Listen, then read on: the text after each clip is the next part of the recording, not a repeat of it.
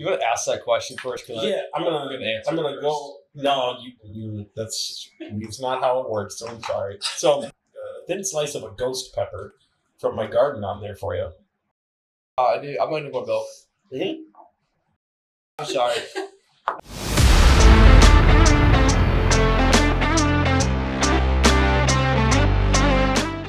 Welcome back to Hot AF. I'm here today with Josiah Thomsen and Sorenson. Cam Sorenson. They are law clerks. They've been here for Josiah. How long have you been here? A year and a half. Year and a half, and you started a few months back, right? April. Yes. And today we're going to be talking about some hot sauces and some work comp and your experience here. You guys ready to dig in? Let's do it. Yes. All right. Well, let's first, I'm just going to talk real quick here.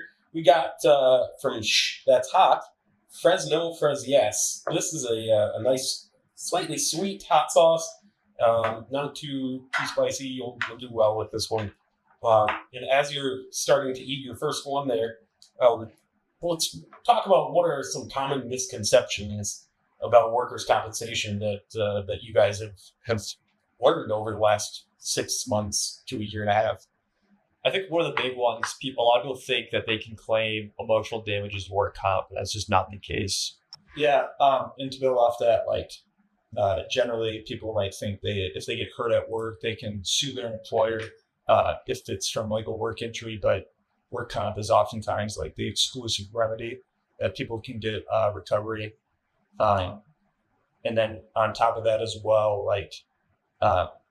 it's not something you can generally make money off of. People might think it's an easy payday, but generally work comp is there to help you recover medical expenses or wage loss benefits. So right. Pain and suffering, also another one that a lot of people, especially if you're getting into a settlement, people are like, oh, but I'm in pain all the time. And it's unfortunately the statute doesn't allow for that. So that's more of a personal injury thing. So I like that one. That was a good that one. first one was very mild, very little sweet. Let's take it up a notch. The second one is Professor Fart Pounder's colon cleaner. And this is a mustard-based hot sauce with some habaneros in it. And while we're trying that, you guys are both still in law school and have taken or are taking civil procedure. What are some differences between civil litigation and workers' compensation that you guys have noticed in your time here? Yeah, the rules of civil procedure don't typically apply to workers' comp. no, I think that was something I learned pretty quick. In my previous law clerk position, it was very civil procedure heavy. We were doing a lot of motion work. And one of the first things Josiah told me is, none of that applies here. So a lot of the times evidence rules or discovery rules are up to the discretion of the administrative judge.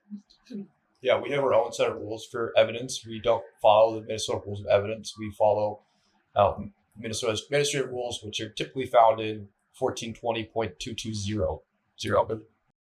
Civil procedure rules can be instructive, but they're not required to be followed in the administrative law.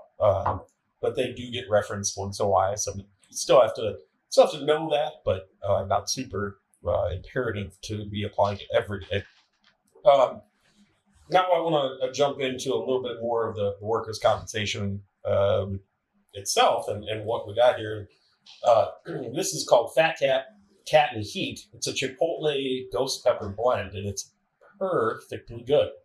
Now, special treat for you guys is that I had my first pepper harvest at home, and I have a thin slice of a ghost pepper from my garden on there for you.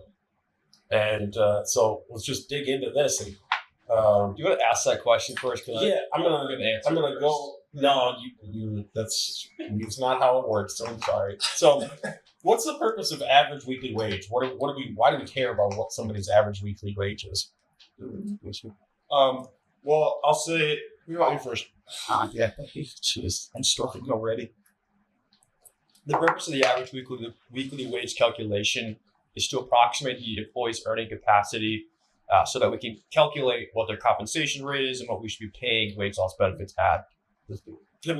What do we look at when we're calculating an average wage? A kind of typical one, we'll take the last 26 weeks of wage records and just divide that by 26. Sorry, this one's kind of killing. Getting you? Mm-hmm. Cam, how you doing, buddy? Doing terrible. Excellent. I'm actually And when you have an average weekly wage, what do you do with that number? What are we looking for? How is it applied in a workers' compensation case? So we're obviously taking the previous 26 weeks of wages leading up to that date of injury. We're getting that average weekly wage, and as Josiah already kind of touched on, it kind of serves as the foundation of the baseline of what we're using to calculate any wage loss benefits. So TPD, PPD, TTD.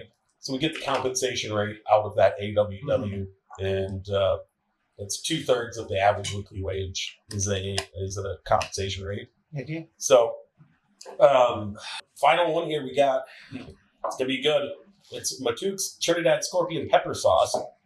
This is a blend of aged pickled scorpion and Scotch bonnet peppers, and these tend to have more of a tropical flavor to them.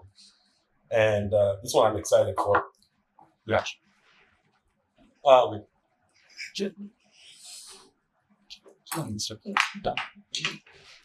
advice would you give to a law student or a young attorney who wants to get noticed by like a work comp firm like us? Have a high tolerance for hot wings. Okay. On a more serious note, I'd say be personable. You're here with these people a lot during the week. You gotta be able to, Yeah, I think. Yeah, with a firm like this, I think being here is the best part of it. Like everybody's here, so it's a very welcoming culture.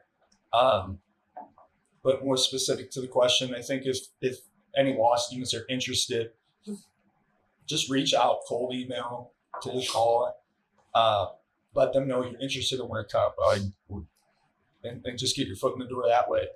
And even if there isn't a position to necessarily be hired as a law clerk at that time, right, building those connections, because if you had a coffee or a lunch with somebody at a work comp firm like this, when that opportunity does arise, they might remember you. The last one's building. yeah, I'm going to go build. Mm-hmm. Well, I appreciate you guys coming by and enjoying some chicken with me. We'll see you next time.